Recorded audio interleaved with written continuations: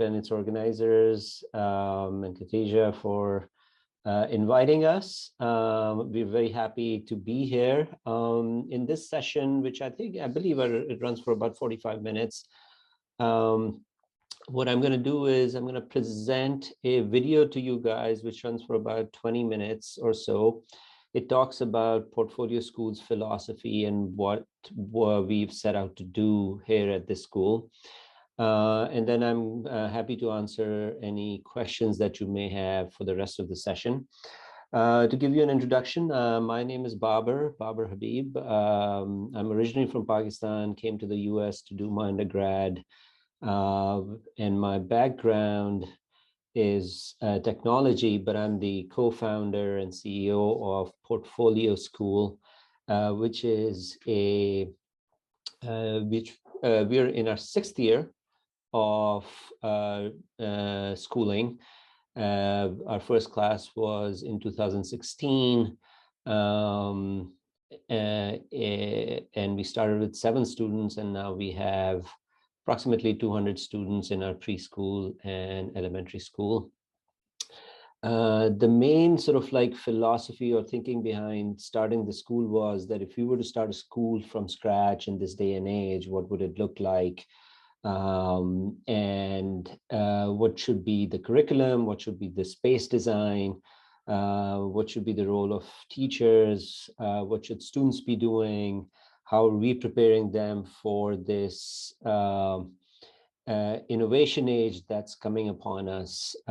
It's a, the way we look at the world right now, at least our thesis is that, for some time, we've sort of been in the information age after the industrial age, which is now giving way to the innovation age, which is kind of defined by a set of technologies which will have a deep impact on how we work and how we live our lives. And in order for us to prepare our kids for that innovation age, what are the set of tools they need? What are the things that they need to be prepared for, not just from a career perspective or a job perspective, but from a life perspective as well. And the things like, how do you, it's not about test taking, it's not about, pleasing your teacher, but it's more about like, how do you work in a team? How do you bring your ideas to life? How do you harness these set of technologies for the greater good of the society, for the planet? And how do you build your creative confidence and act upon it? So that's what we do day in, day out. But instead of hearing from me, I'd love to have you hear this from our program director, Jamie, as well as 2 students who are 2nd graders. And just to give you guys a little bit of background, and the person who's interviewing is my co-founder, Doug Schachtel. And just to give you a little bit of background, we didn't really prep our students for this. We wanted it to be where you were sort of like, if they were live in front of you, how would they answer questions? So keep that in mind. It's wonderful to see what they say. So with that, I'm going to share my screen. The video, like I said, runs for about 20 minutes or so.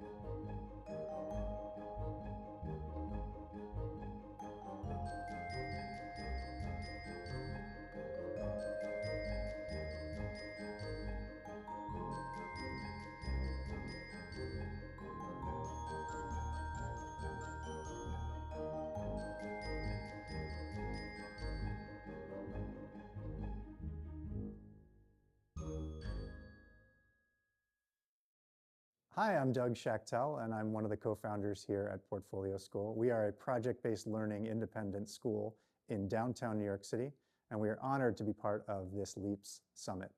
I'm joined today by three of my esteemed colleagues. We have two second graders, Milo and Sophia, as well as our head of program, Jamie Stewart. Welcome, guys. Hey, Doug. What's the deal with Portfolio School? Tell me a little bit about it. Oh my gosh, Portfolio School is a magical place. We are, as Doug said, an elementary school in Tribeca. We are a project-based learning, application-based school. So how do we split up the year here at Portfolio School with the different units that we do and the passion projects? Right now, we divide the school year into 3 terms, and each term has 2 different pieces to it, or 2 different components. One piece is our unit or themed project or exploration. And during that time, the teachers take all of the content that we know students who are in kindergarten, first, second, third, fourth, fifth grade need to learn, and things that we want them to learn, things we know they care about in the world, and we plan a thematic unit around that. Right now, we're studying the building blocks of New York. What makes New York City, New York City? Through that exploration, they build in collaboration a project in their homeroom core class. As that wraps up, we have students start to think about what they're really curious about or what they're really passionate or interested in learning more about. And they spend 3 to 4 weeks at the end of that term doing the core skills work. We continue to pace students every day with reading and writing and math. And then they turn their attention from that collaborative project to that more personalized, independent passion project. Every year, one of the most beautiful things about Portfolio School is the way we are able to, as a staff and as a group of students and families, come together and say, what really works for this kind of learning? Another thing that we do a lot at the school is giving kids a sense of agency, and that they can assess their own goals, create their own goals. Like, how does it actually work? And I think a lot of people are very interested in that because a lot of schools don't do that. So like, what is that? Can you guys explain how that works and how that makes you feel as a learner, as a student? All the projects we make are based on ways we've been inspired on something. We don't just pick this one project because we want to do it. It's either because we like this project and we played the thing, or we're inspired by someone suggesting this thing and then you try to build it. Yeah, so you're saying there are kind of different paths to projects. Sometimes it is because it's been suggested or it's an idea that's presented for you. Or you could be inspired, or it could be something that's assigned to me. Or my catapult that I made, it's something that I like. And skee ball is because I'm really good at it. Our year goal is building blocks of New York. Our project, yeah. And you can choose one of your goals, but they gotta be something that helps New York. So it's kind of independent projects, but it's not. We all get to show our passion, have fun in the ways, and we get to make stuff, cool inventions that we never thought we could ever do. But using the power of possibility, we can accomplish anything. And what I heard Milo and Sophia, both of you say, sometimes we have goals that are specific to a project. We're interested in a topic or a teacher teaches us something new, and we think of a goal we want to set based on what we learn or build for that knowledge, for that information. But sometimes we have reading goals where we say, you know what, I really got to finish this book and I'm going to do that. Or sometimes our goal might be, I'm going to memorize my multiplication tables. I feel like if you take Portfolio, you take on the adventure and craziness of the world before you even step into the world. You feel like you'll be ready for it when it comes. You get your strengths built up, and you can become someone amazing. I think we should maybe see if it makes a difference with me twisting it without twisting it more by shooting it. I've never done this before, so let's see.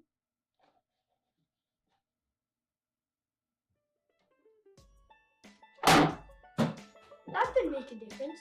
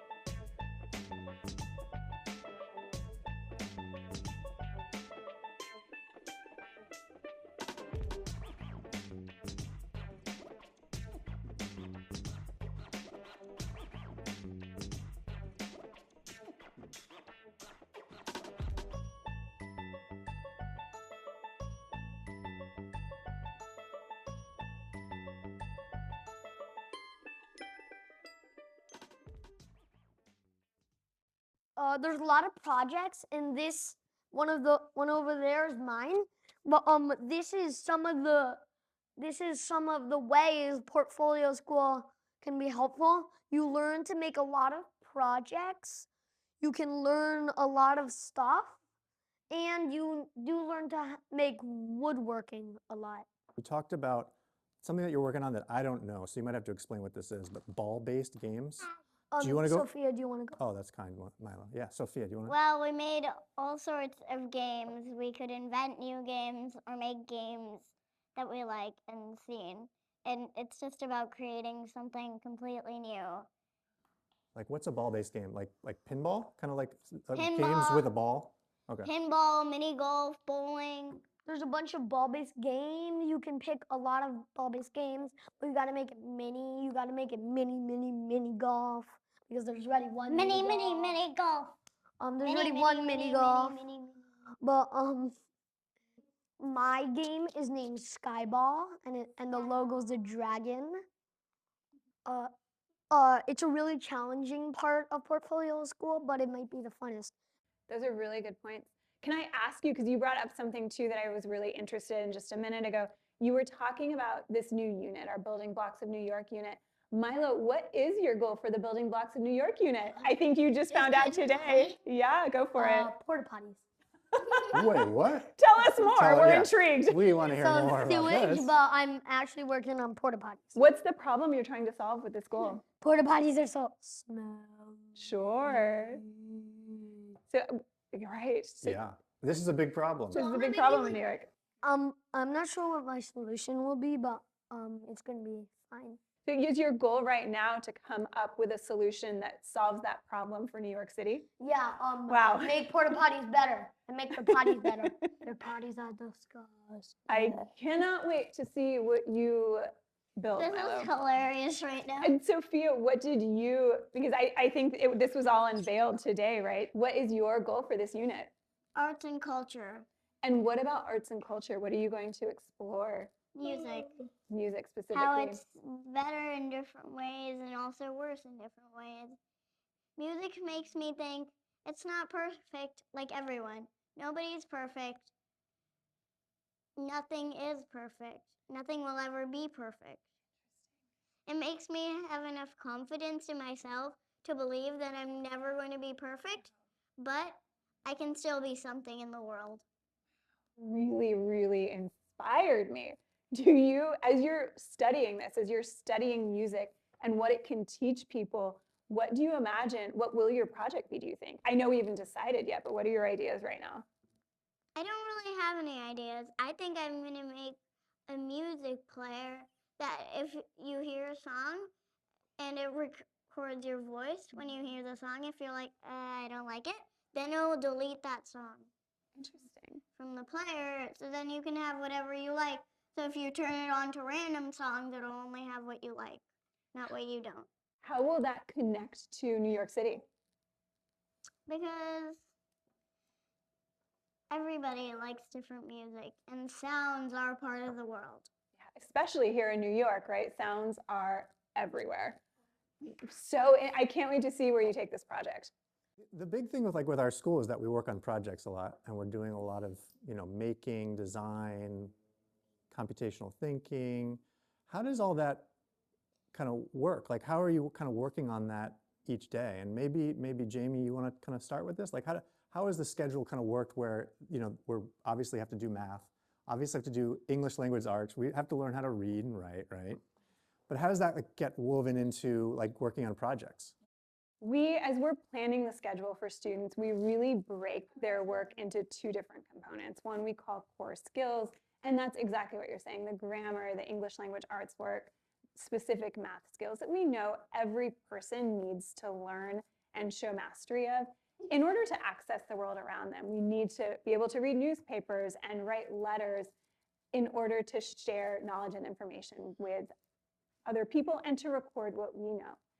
And then the other piece is that project-based learning piece, and we take the rest of the knowledge and the skills that you were talking about, like computational thinking, how to engage with technology, how to understand computing, how to apply that to various concepts, like how to apply that to solving problems, as well as making and design skills, how to use wood and how to use art materials to build things that are meaningful and are real and can demonstrate a set of knowledge.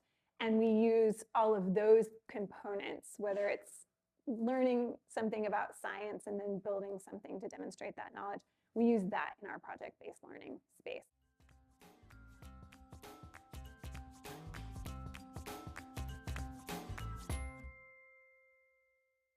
Something that makes Portfolio School really special is the combination of adults that we have brought in to staff our building. People were coming from a variety of backgrounds and having had a really wide variety of experiences in our own careers.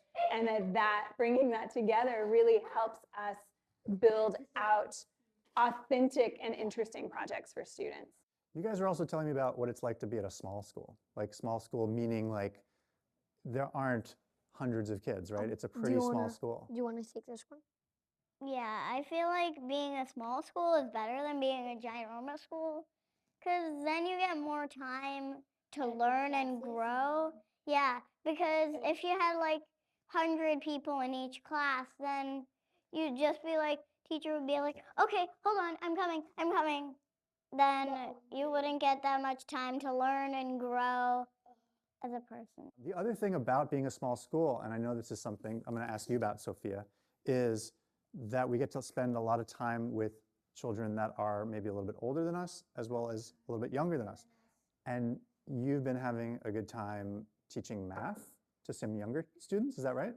Yeah, and also I love working with them because I feel like I'm more grown up when I'm doing that, and I also feel good helping other people. And I've made a few good friendships in the kindergartners. I love like that even if you have older friends and those are your only friends in the class, if they move up, you'll always have younger friends to support you and be there for you. If you had to come up with just 2 words to describe, only 2 words to describe Portfolio School, what would it be? Do you want to go first? Yes. You got the 2 words? What are the 2 words? Portfolio School. Oh, okay. Yeah, I have one. Oh, Milo, yeah. My words would be fun and challenging. I want to come back to that. Yeah. Fun-challenging. Do you have 2 words besides Portfolio School? Fun-challenging and nervous-sighted.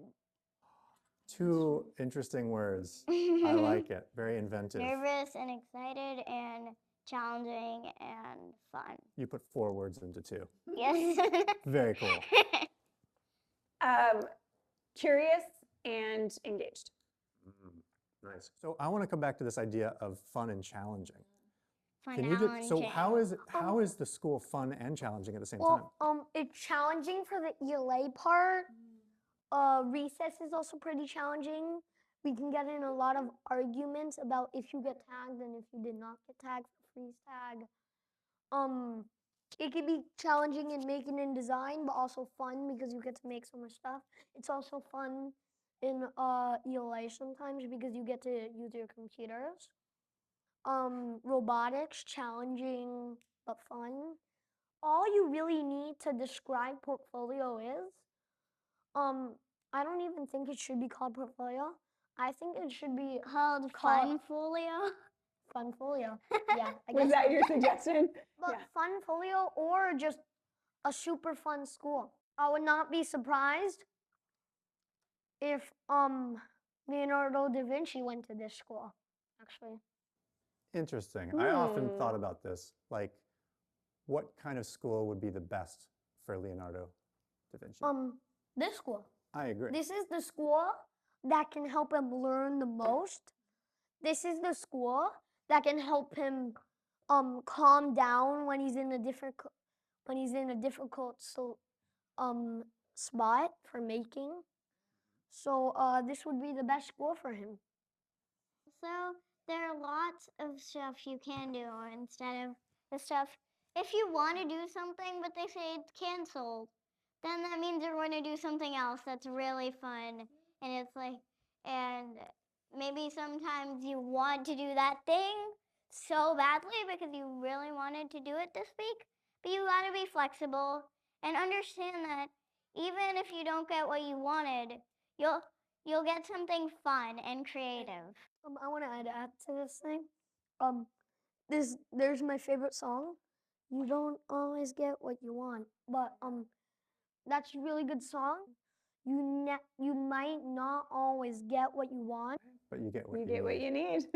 You get what you need, but sometimes you don't get what you want. That's right.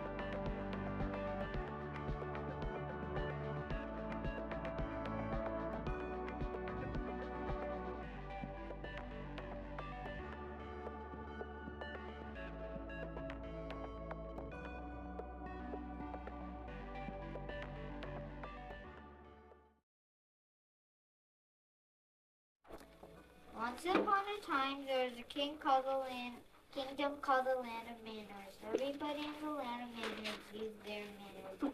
And in that kingdom, there were very good royal people. Working at a school like Portfolio has really enabled me or inspired me as an educator to embrace being a lifelong learner myself.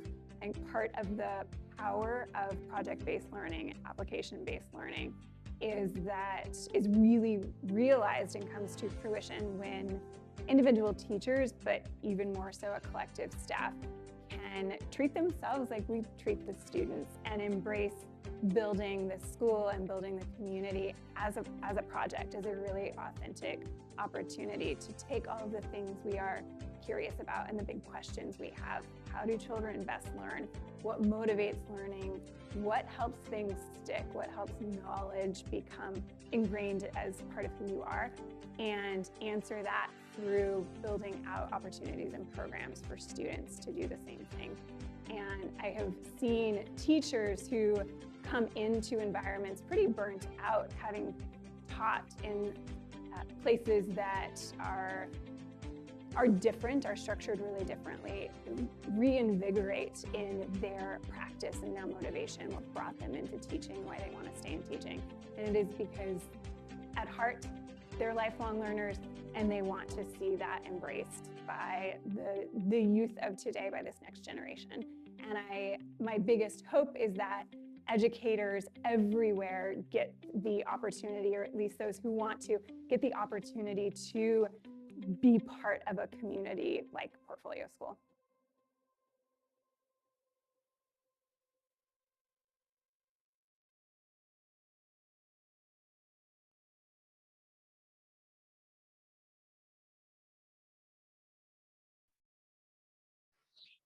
All right. I hope you guys enjoyed the video, and I'll open it up for Q&A. Are all the questions going to be in the chat, or how should we do this? We can do it either way. There are some questions in the chat, or if people feel comfortable, they can unmute themselves. But I see a question in the chat. How do you evaluate them? How do you adjust this kind of learning with an assessment system? Yeah, great question. So that is challenging and that is hard. And you have to sort of understand, first of all, what you're trying to evaluate through projects. So there are two components to Portfolio School learning. One is, in some ways, very traditional, that we have, classes around English language, reading, writing. You have math classes. You have, these are skill building classes. So like you would find in any traditional school. And we, use very sort of familiar pedagogical methods of teaching kids in these sessions, and you evaluate them through formative or summative assessments to know whether they are getting the grammatical rules, for example, or how to write a story which is 3 paragraphs long, or what is multiplication fractions, and how can you actually manipulate numbers through multiplication and fractions and things like that. So all of that the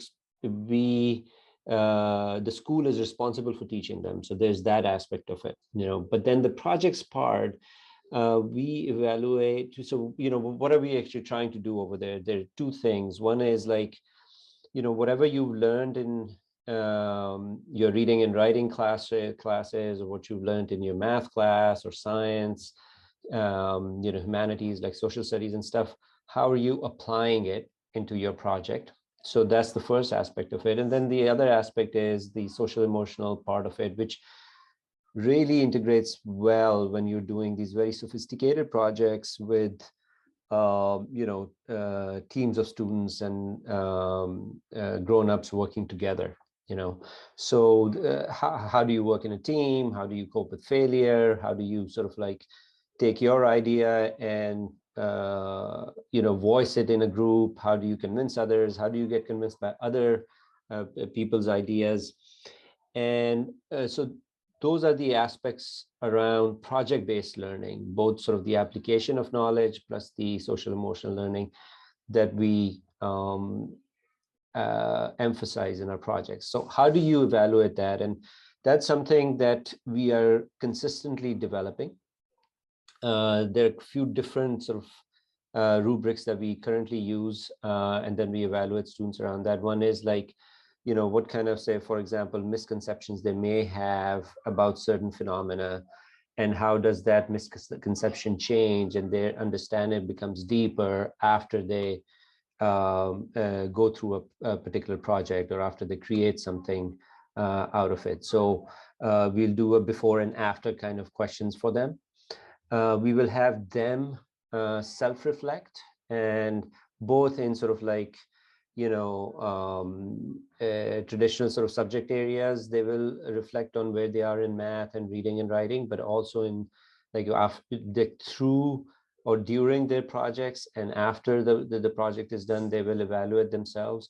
And that evaluation is discussed with not only the teachers, but also discussed with parents. So our second parent-teacher conference is not just parents and teachers, but students will actually present in that, so it's not presenting to the whole classroom, but it's your parents are there, and with the teachers there, and it's the students' job to actually present how they've learned some things and have not learned certain other things, or they're still in the phase of practicing or perfecting their skill in a particular area. And like I said, it's not something that we have completely nailed it. It's consistently evolving, consistently developing, and I think we will keep doing that as we get more and more mature. That makes sense. And we have a few more questions in the chat. Mm-hmm. Ziad, I'm wondering if you could translate the question from Mahmoud for us, if that's possible. Or if someone else in the room is able to translate the question from Mahmoud. But while we wait for that, I will ask Gabrielle's question. How do you progressively develop making and building skills in the children? Is there a rubric for these skills? Yeah, so, what we found is that a lot of the work around rubrics for making and designing and also computational thinking exists mainly around like late elementary or, starting sort of middle school years. We've established our own rubrics and our own sort of like standards, which we use to do a badging system, for example, making and design, as well as computational thinking. And so it's for both of them, we've kind of sort of internally developed our own rubrics as well as standards. Awesome. And we have a question from Khalid. Do progressive schools have regular classes like math and science, reading? What is done indirectly by playing and not by setting in math and science classes? They just like more clarity on what is expected from the students in each subject. Yeah, that's a great question. And so we believe that, standards are good. Like, we'll take the Common Core standards in reading and writing as well as math that are kind of sort of like the state standards here in the US. And we believe that it's the school's job to actually make sure that kids are at the grade level at Portfolio School in those subject areas. So we're not sort of like leaving it like, if you look at some progressive schools, they're kind of leaving it up to the student whenever they kind of want to learn about, say, for example, multiplication or writing a story, and it's up to them. But at Portfolio, we expect them to track on these subject areas at their grade level. And now obviously as educators, we know not everybody's at the grade level. Some are like, in every child in certain areas is progressing better than grade level. In certain areas, they're not as good, but that's sort of like, the nature of learning. But we do expect them and we teach them at the grade level that they're at. That makes sense. And we have a question from Clara. She says, it is wonderful that all the adults come from different backgrounds and have a range of expertise. What is the common ground between all the adults to ensure a consistent and reliable environment for the children? And how is that achieved? Yeah, so we, right from the beginning, our philosophy of hiring adults in our team was that you need experts who have background in education, both sort of like from their own credentials perspective, plus years of experience in schools, in good schools, be it traditional schools or progressive schools. So we do hire those faculty members, but we also tend to hire in approximately equal numbers folks who've been outside of the education field and just have the passion for teaching. So say, for example, our making and design a teacher, or a computational thinking teacher, or art teacher, and others as well, have they don't have a teaching education background. They haven't gone to college for teaching, for example, but over a number of years they've been associated with teaching and learning through either after school programs or otherwise, and so we hired those people as well. The common thread in all of them, there are two of them. One is that they really believe in this idea of learning through application, through applied learning. They don't silo themselves into like, I'm just a reading and writing expert, or I'm a math expert, or I'm a making and design expert, and that's all I'm going to do. The important thing, when the most important thing that we look for when we are hiring faculty members, is that the idea of collaboration between teachers is a must. So when you're designing these 2 or 3 months units, which are sort of like very interdisciplinary, one teacher cannot design it. They don't have the expertise, or they don't have the bandwidth to actually design a comprehensive unit like that. So it has to be a very collaborative effort. So collaboration and working together is the biggest thing we look for when we are hiring faculty members. Awesome. And we have a few more questions. So we have that question from Mahmoud. He says, is there compulsion by official authorities for schools to adopt a specific education system, or do schools have the freedom to decide how they want to run their school? Yeah, so in the US, private schools do get leeway and freedom to implement their curriculum as they see fit. They do have to show that kids are learning at the grade level. So that is a requirement even for completely independent private schools as well. So that is there. And it's one of the things that we really focus on as well. Great. And we have probably chance for 2 more questions. So one from Lottie is, what is the day-to-day schedule like? Yeah, so if you broadly speaking actually look at what we do day to day, is we will have morning learning sessions where you will mostly see reading and writing hour and a math hour. So those are 2 sort of core subject areas in elementary at the elementary school level, and then afternoons are spent many just on the projects themselves, like how you're applying all of your knowledge and stuff. And during that time, you're learning science and social studies and the skills of math, making and design and computational thinking as well. So that's roughly how it breaks down. We also give a lot of freedom to teachers to keep changing their schedule depending on where they are in the unit. In the beginning of the unit, it may look different, and then towards the middle, it looks different, and then the end of the unit, when you're preparing for exhibition and everything, and sort of all hands are on deck, like they have the freedom to actually change schedules so that they can actually, finish their projects and all of that stuff. So it's a very sort of living, breathing document, our schedule, and it kind of sort of like morphs in and out depending on what's going on in the school. I really like that freedom for the teachers and students to kind of decide. We Yep. have another question about the pandemic, actually. What did you do during the pandemic, and how did you manage the project student learning? Yeah, so it's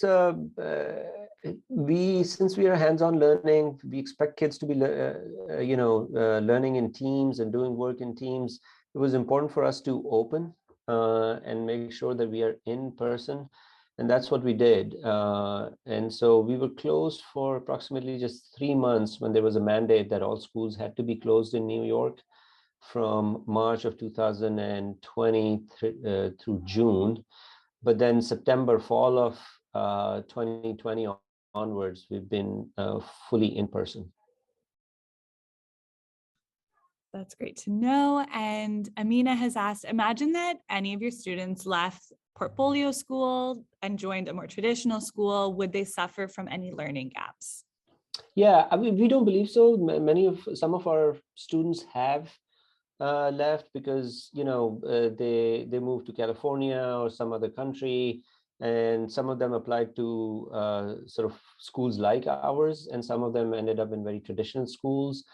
Some just left from portfolio to other great private schools in New York City, even, which were more traditional, and they were able to adjust. One of the things which you heard from one of the students in the video was that nothing is perfect, nothing is ideal, and you have to just adjust. And that's the mindset that they have. And what you kind of learn is that whichever environment you're in, you just have to take that in and adjust your sort of learning to that particular environment. And we haven't found any students come back or any families come back saying that, look, because they were at portfolio, there were all these learning gaps that we weren't aware of. That's great. That resilience really came through in their answers. It was so cool to see. It was amazing. And the last question here is, how long do your units typically run? Our units are approximately 2 to 2.5 months. So we run 3 units in a year, and between unit 1 and 2, you have 3 weeks of independent, or we could now call them passion projects. And then between unit 2 and 3, we get another 3 weeks of independent projects. Makes sense. And we actually have a raised hand. Sarah, over to you to ask your question. Thank you so much. I'm really excited and enjoying. I have a question about the settings. I work in here Doha Qatar Academy, and a lot of the things that you're sharing we have in common. But I was wondering about we try to put literacy, numeracy, and basic knowledge in the questions, the project that they're doing. But if you're doing them separately, how does it look like? Do they have a math class and a language class where they sit down in tables and just, or I don't know if my question's clear. Yeah, no, it's very clear, and it's a struggle that we all have when it comes to project-based learning, because project-based learning just takes a lot of time, So, but we do have those, if you come in the morning and you look at our math session, you will see kids actually sitting around a teacher. There's a whiteboard, and they are working on multiplication and rules of multiplication. Or they will be with a teacher and they're going over how to write an essay that they're going to use in their project, right? So those techniques and skills they learn in some, any good school that's teaching them these skills, it's sort of the same format for us as well. It's just that then they will take that, okay, I learned how to write a story, and I have to actually now write a mythical story for my project, which is going to be used in the puppet show that I'm putting together. They get to apply it, they get to use it that afternoon or that week in the project time as well. And so goes for math as well. Awesome. Well, we'll close it out there. That is the time we have. I want to thank you so much for joining and hosting today's session. So interesting. And to the students and Doug, it was great. Such an inspiring video. And to everyone who attended. So huge thank you to all of you. Yes. Thank you, everyone. Bye. Bye.